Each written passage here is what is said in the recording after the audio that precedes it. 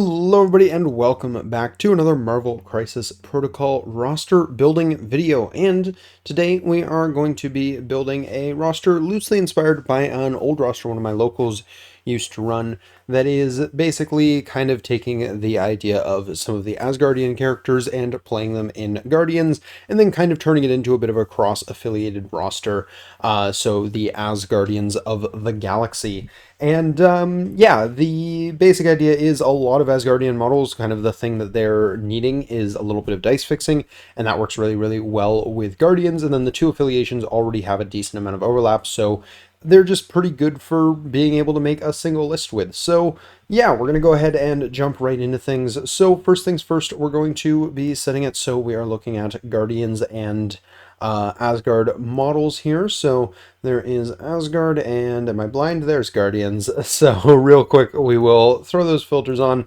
and now we've only got 24 results to kind of choose from here. So first things first, we're going to want Bill. I mean, he's affiliated in both, and he's an amazing model, so he's definitely going to be making the cut here.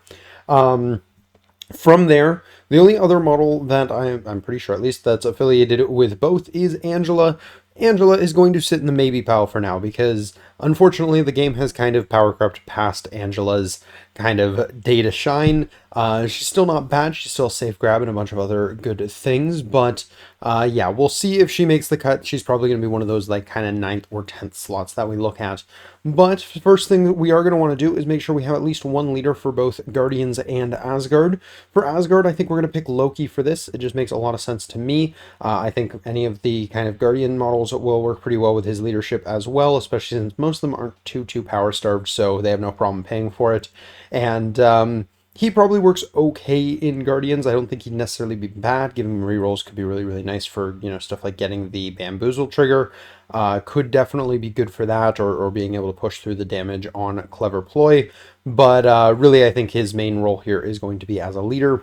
And then similarly, we're going to have Star-Lord for basically the exact same reason of he's the leader, so we kind of need to have him.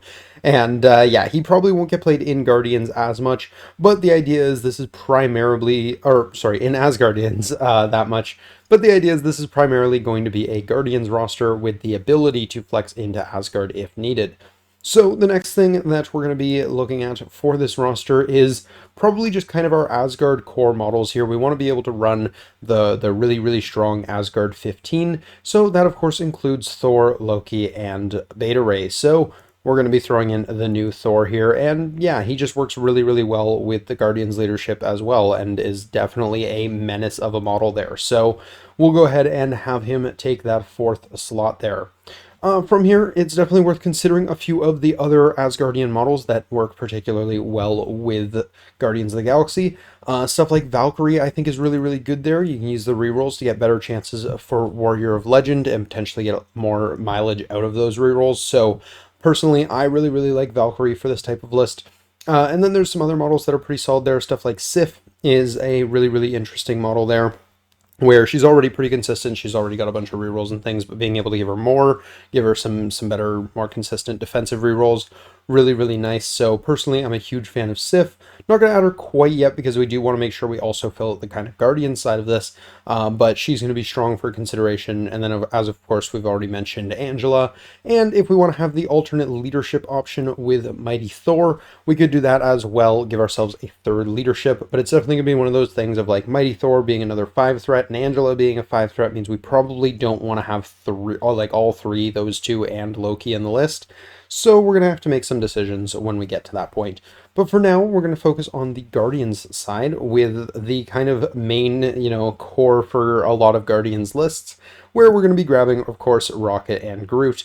Fantastic models. We're probably not going to be bringing them in the Asgard side quite as much, but they are just really, really good models, and they make it really, really easy to splash models into Guardians, because Rocket, Groot, and Star-Lord is 3 models, being only 8 threat fully affiliated Guardians, so you get a lot of flexibility kind of with your splashes from there. So with that out of the way, now it's time to look at what other Guardian models we might want to be including here. Now, personally, when it comes to other Guardian models, Lately, I've been very, very partial to Nebula for some reason, and this is going to be a more attrition-focused list anyways, so I think she's going to fit right at home here. She's also going to be really nice because she, again, kind of sticks with that idea of making it really, really easy to splash in these Asgardian characters, so we can get away with putting one or two more Asgardians in here because we have so many Guardian 2 threats that we'll still be able to play Guardians of the Galaxy pretty often, and of course Beta Ray Bill also being a Guardian is going to help a lot with that, so we have that too. At this point, I'm going to be totally honest, you could probably pick basically any two models on this list to take these last two slots and probably have a pretty solid list. Obviously, things I would want to avoid is stuff like having too many 5 threats. I wouldn't pick 2 more 5 threats, for example, because we already have 1 in the roster and we've got a 6th threat. And I also probably wouldn't pick another 6th threat, so I probably wouldn't be putting Cosmic Ghost Rider in here. Not necessarily a bad idea. I mean, he's still a very, very good model even post-nerf.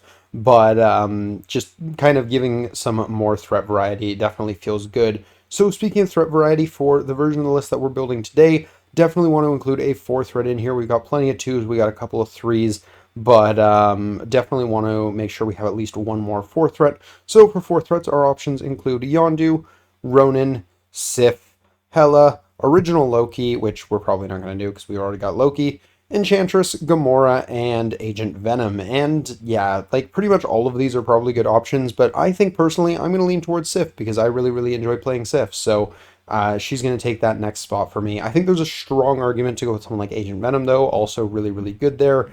So I definitely wouldn't be opposed to going with him. Gamora, if you really want to do kind of, well, you could do Gamora and Lady Sif and kind of just be like, hey, here's all my people running up into your face with swords.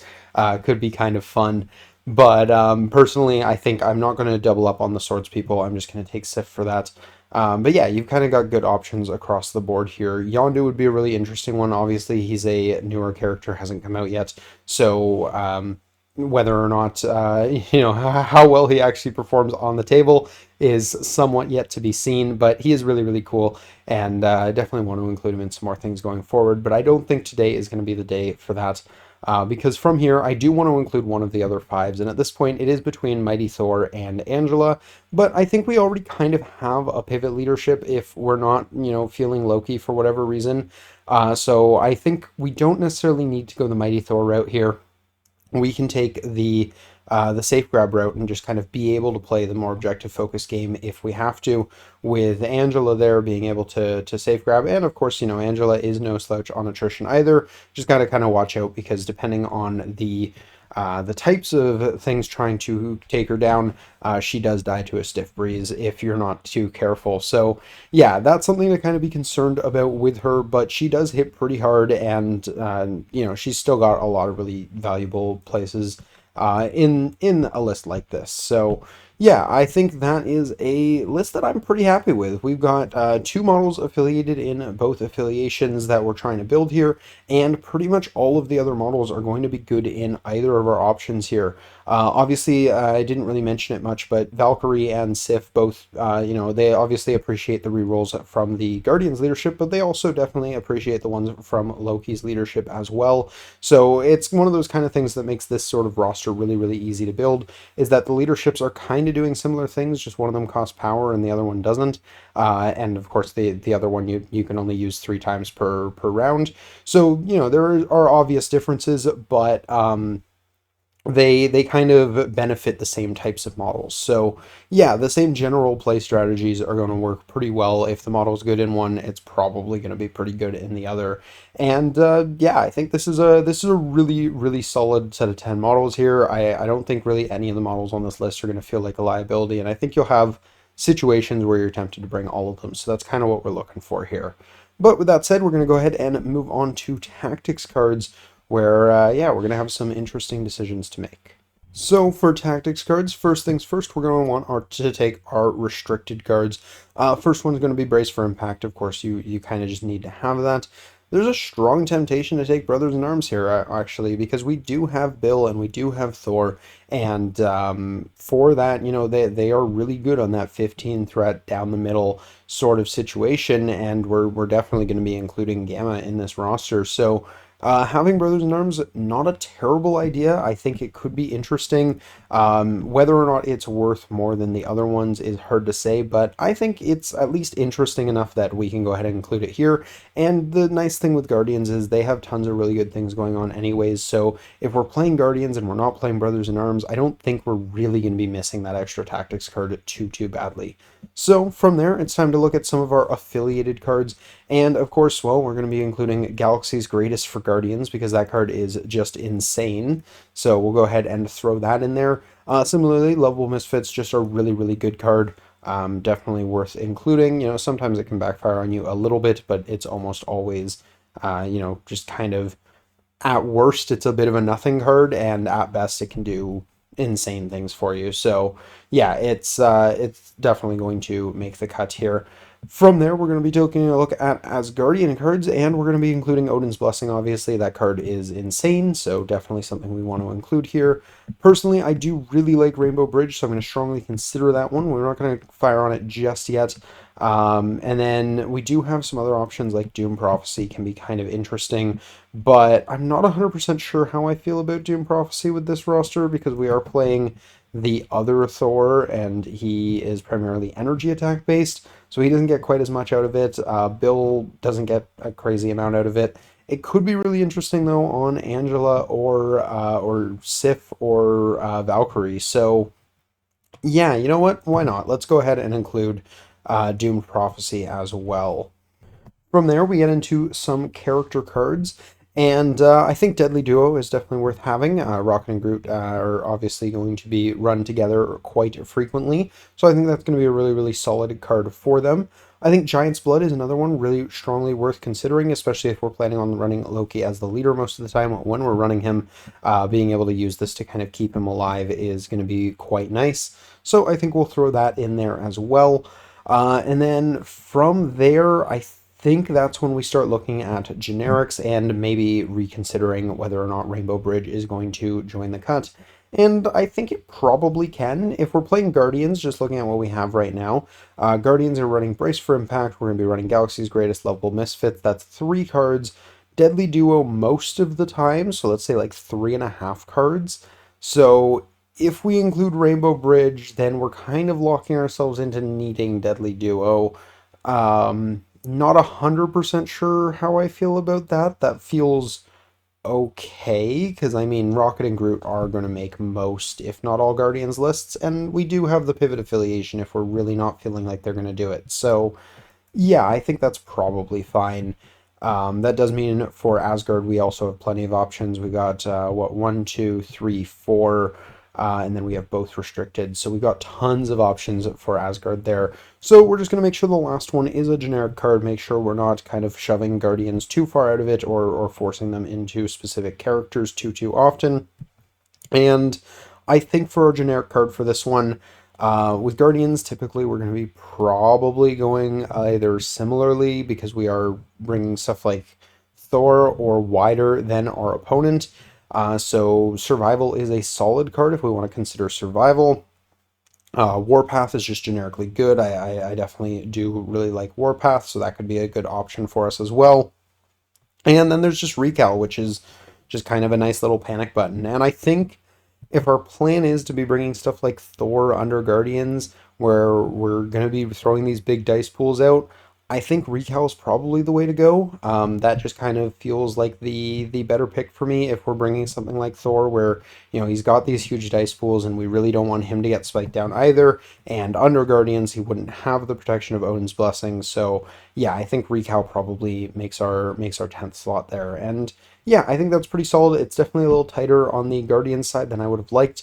I think there's definitely an argument to maybe cut like Rainbow Bridge and just replace it with either Warpath or Survival or whatever your kind of preference is for generic cards.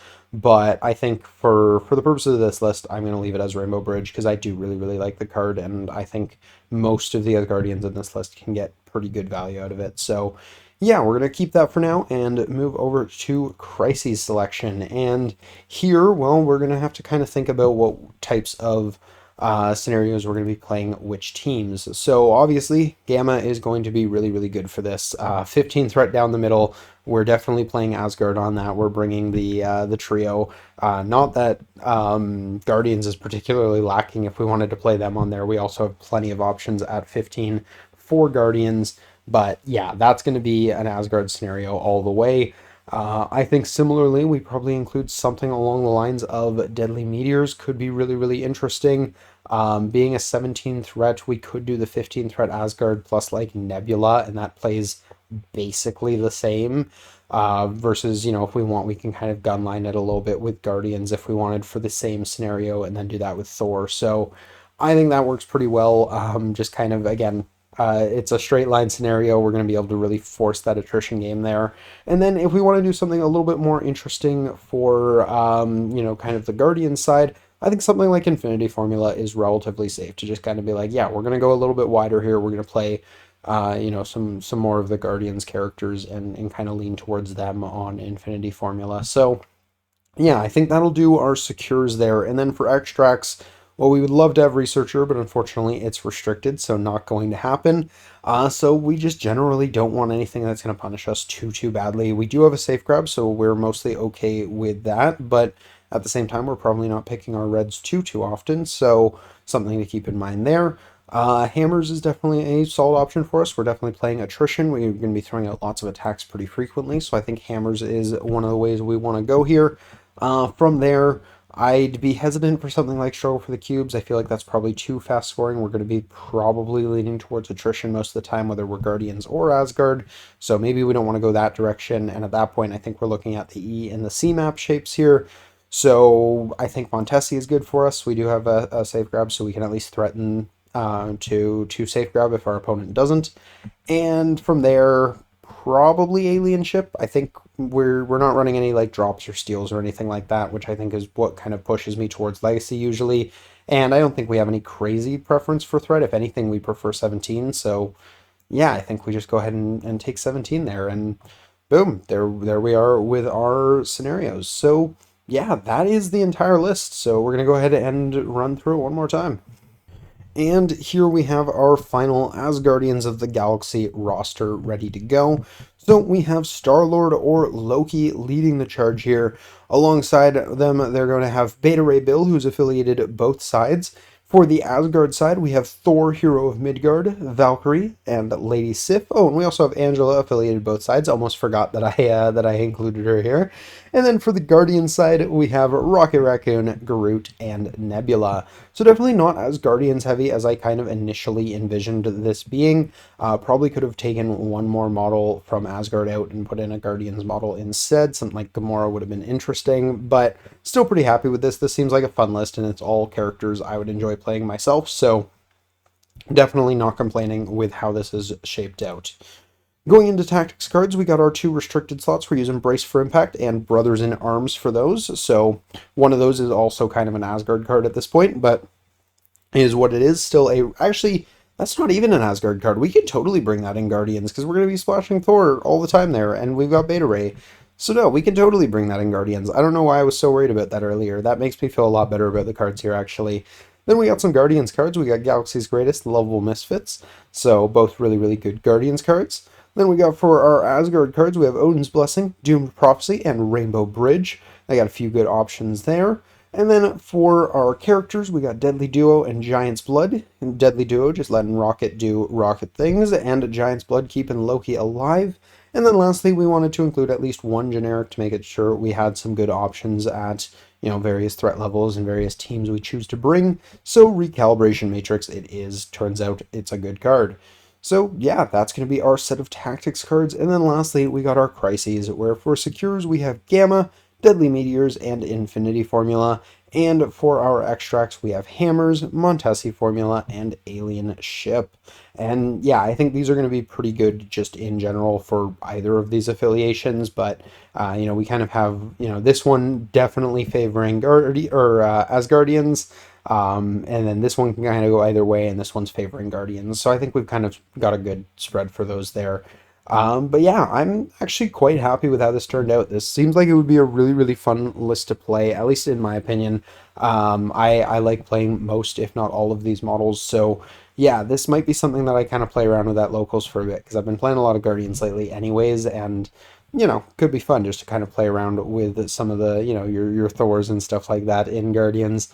Obviously, he is a menace of a model right now in the meta, so being able to give him more dice consistency turns out is pretty good. So, yeah, let me know what you guys think down below, how you guys might have done this differently, if there are characters you guys would have included that I chose not to, if there are any splashes you would have done that aren't a part of either affiliation, definitely let me know. I'd definitely consider a few options, such as like Namor instead of Angela for the safe grab slot. Could have been very, very powerful, but I wanted to keep it a little bit more on theme for the purposes of the video, so we have Angela here instead. And again, I don't think she's necessarily bad for the list. I just think Namor is unfortunately kind of objectively better, so is what it is.